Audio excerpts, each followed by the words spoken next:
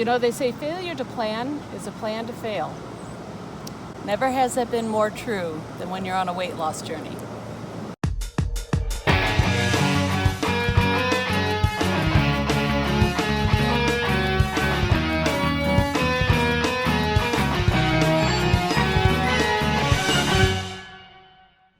Hey everyone, welcome back to another Weight Loss Wednesday vlog.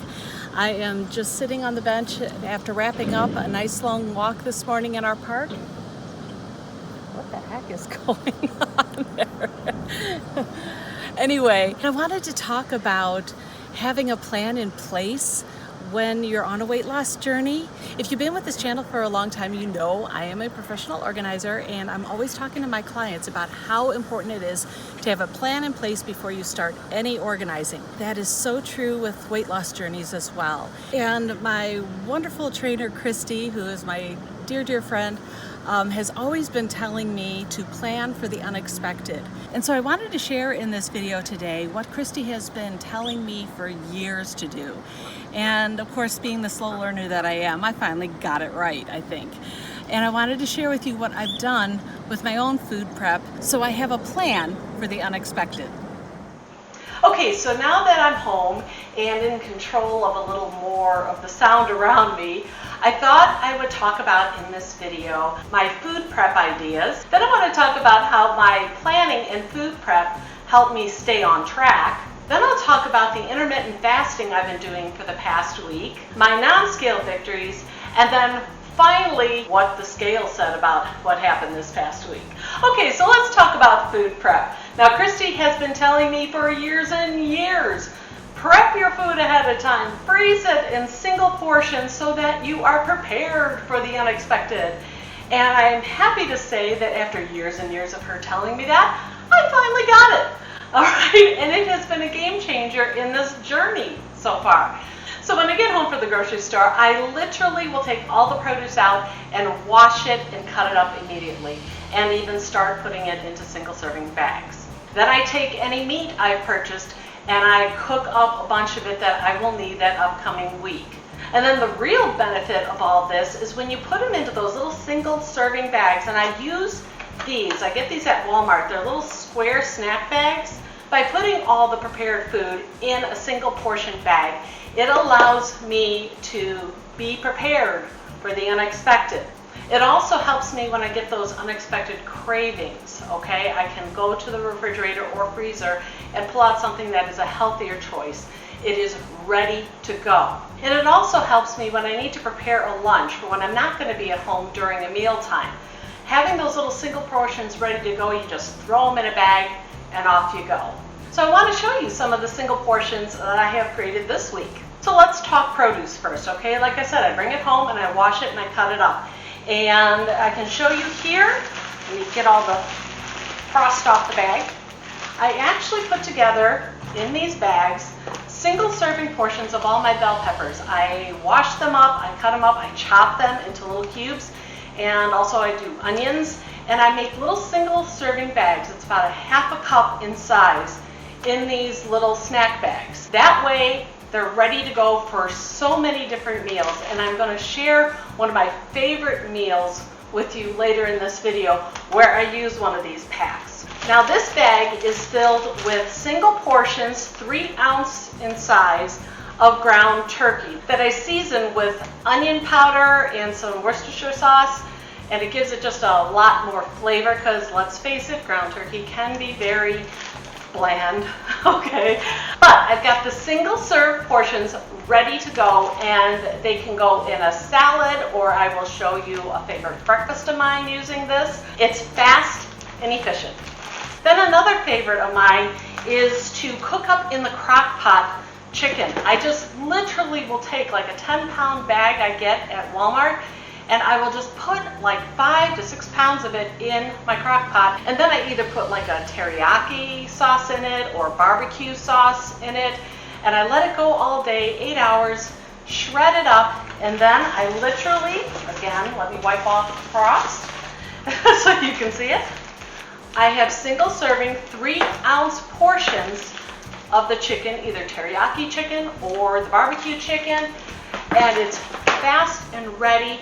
if, let's say, I get home late and I'm just not up to cooking that night, I can just grab that and it's ready for me. This is something Christy has been telling me for years. And again, if you're new to my channel, Christy is my trainer and dear friend. She has been coaching me for years, telling me these wonderful little tips. And again, Christy, thank you. I'm finally getting it. It makes such a difference if you're trying to stay on track with your eating. And then the last thing I prepare ahead of time and put into the single little snack bags is quinoa. Quinoa. Anyway, I hope I'm saying that right. Quinoa. I make single serving packs. Again, it's a great side for the barbecue chicken or the teriyaki chicken, and it literally goes with anything you want to put it with. Okay, so those are just some of the ways I pre-portion and pre-cook and prepare items that I can grab when the unexpected happens. I will also take the breakfast for the next day and make sure that I have all the ingredients ready to go, and I will either get it out of the freezer and start thawing it if it's that ground turkey for the egg mix, or I will pre-portion out cottage cheese or whatever I'm going to have for breakfast that next morning. So it's ready to go, because I'll be honest with you, until I get a couple cups of coffee in me, I don't want to think about measurements or if things are thought out, so I always do it the night before. Now, last week I mentioned I was going to be doing intermittent fasting. I know that's the term people use, but it was basically, I always thought intermittent fasting was you had to go a whole day without eating. And no, it's just saying take a span of hours where you don't eat so that your body doesn't have to focus on digestion. It can focus on resetting systems. So I've been doing that this past week, and I wanted to share with you some of the things that I've noticed. Number one, it is helping me get more sleep. If you stop eating at about 6 or 7 at night, I can tell you that at 9 or 10, you're going to be feeling some hunger. And for me, the way I avoided feeling that hunger is I went to bed. Okay, so that helped me get more sleep. I didn't want to fall into that trap of having hunger cravings late at night, because that's when my resistance is the lowest, to be honest with you. So I'd often just go to sleep to avoid that temptation. So this intermittent fasting has been helping me get more sleep. And also, like I said, it helps keep me from doing that mindless late night snacking too. Now, I have to admit, my body resisted getting more than 4 hours of sleep a night. And if you've watched my previous videos, I told you I have for years only been getting 3 to 4 hours of sleep every night. So when I started this intermittent fasting and I went to bed earlier to avoid those hunger pains, I found I woke up 4 hours later.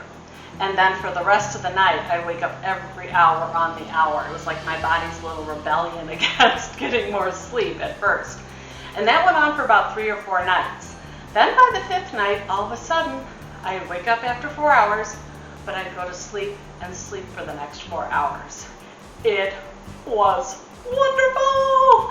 I loved it. It was like a piece of heaven. And I have to tell you, for the first time in I cannot remember, last night I actually went 6 whole hours before I woke up the first time. So I think my body's kind of liking this intermittent fasting. So this kind of all brings me to my non-scale victories for this week. And the first one I want to talk about is that since I have been sleeping better every night and getting 7 to 8 hours every single night, I do not fall asleep during the day. Now, before I started intermittent fasting and getting the right amount of sleep, I could literally sit down anywhere and be asleep like that. My family saw it all the time. I would sit down, and within about 5 minutes, you'd be like, so that has stopped.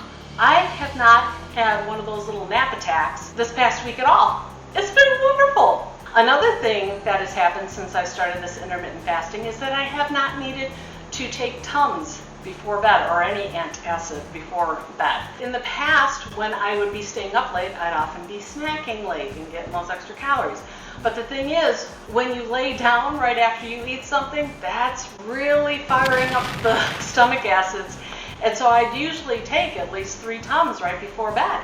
I have not needed Tums once this past week, because again, that digestion was pretty much done with by the time I got in bed. So that's another non-scale victory in my book. And then finally, the last non-scale victory I want to talk about that has just been every day surprising me, and that is the lack of pain that I am feeling standing up from any place that I happen to be sitting. If it's at the desk, getting up from the desk, or getting up from the couch or something like that, I am not feeling that intense pain. Oh, and if you saw my first video, I mentioned about how I would get up in the middle of the night to go to the bathroom. I'd have to set my feet down gently, get them used to the floor, just sitting. Then I'd go to stand, and then I'd have to feel the immense weight just go from the top all the way down to my knees and feet. And the pain while I just stood there. And then I have to get used to that pain. And then I take the first step and feel that pain. And then I take the next step and feel that horrible pain. I don't have any of that pain anymore. I was so surprised the other night when I got up to go to the bathroom. And I didn't even think about placing my feet and waiting for the pain. I just got up. And those are just mind-blowing things to me right now when that happens. So that's got to be one of my favorite non-scale victories this week. Okay, so now for what my scale said happened this past week. And drum roll please. I was 274.2 pounds. That is a 4-pound weight loss this week. I think my body's telling me something about that sleep, to be honest with you. It is kind of liking it. So I'm going to continue on with this and see how it goes. But 4 pounds this week. Woo-hoo! So moving forward, I want to work at upping my exercise. It's still not where I want to be. We have been walking about 3 times a week. I would like to make that a daily thing, and I'm still struggling to get that in. And I want to start incorporating back the strength training. I think I might have said that last week, but that has been in my plans. And so I will be sharing with you in next week's video a lot of the exercising that I'm going to be doing, because unless I videotape it, it doesn't get done. So I'm having you hold me accountable. I hope you've enjoyed what I've shared in this video. If you did, please give me a big old thumbs up. Let me know by clicking that like button below. And I'm curious to know, do you find preparing your food ahead of time helpful on your weight loss journey? Or do you have any go-to recipes that you'd like to share that have really helped you stay on your path to eating healthier? Let me know in the comments below. I'd love to hear about them. Hey, thanks for sticking around to the end. Okay, let me share with you my favorite breakfast meal that I can easily prepare with the items that I have cut up and frozen ahead of time. First, I of course warm up the pan on the stove, and then I'm going to be using a 1/3 cup of egg whites, a 1/4 cup of the shredded sharp cheddar cheese, and then of course once the pan is nice and heated, I put my bell peppers and onions in, and then I follow that up with the ground turkey that has been frozen and hopefully thawed the night before. Anyway, you just heat those up in the pan, and I stir it around and make sure that all the pieces that haven't thawed out finally get thawed out in the pan there. And oh, the smell of this is so good. I wish you had smell-o-vision on this video, because as you're cooking that up, it smells so good. And you can even see I got a little fur baby there who loves the smell of this cooking up. He eyes it up waiting for something to fall. Anyway, after that's properly heated, then I, of course, add the egg whites and get those stirred in and around, stirred it up really well so everything kind of browns nicely. It cooks up so fast. You can see it's already browning a little bit on the bottom. Then I add my cheddar cheese. I mean, what's eggs without cheese? Come on. I honestly don't like eggs that much. So the way I get around this is with all the flavor of the peppers and onions, and then the cheese, it kind of masks it all. Honestly, this kind of tastes like a hamburger when I get done with it. But once that's all melted, I then just slide it out into my dish and enjoy it. It is 360 calories and 40 grams of protein. You aren't going to feel hunger after that. Well, that about wraps it up for this video. That's all we've got to say about that. I'll see you next week.